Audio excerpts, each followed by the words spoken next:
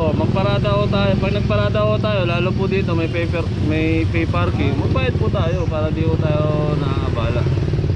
Kasi tinatawag din ho yan sa amin eh. Siya lagi tumatawag niya, matik yan, Opo, sir. siya talaga magko-complain yan, sir. Kasi siya yung naka-area dito. Sobra naman kayo, Nay. Binibigyan naman kayo nung una eh. Patiin ng ano. Kawawa Yeah. naman din yan, mag-abono siya. Pakiusap nga ulit nito, yan.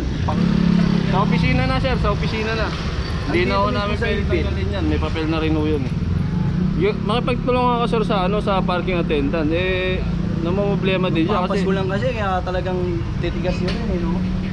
Ang dami na kayo lera dyan, no? Tol, titignan nyo lang. sir, anong ibig mo sabihin sa magpapasko? Papas ko, goal na goal. Saan po? Kapera. Paano po kami Pare-pares tayong Pinoy. Tol, paano kami magkakapera dyan, sir? Baka yung kakilalang pinabanggit mo, sir.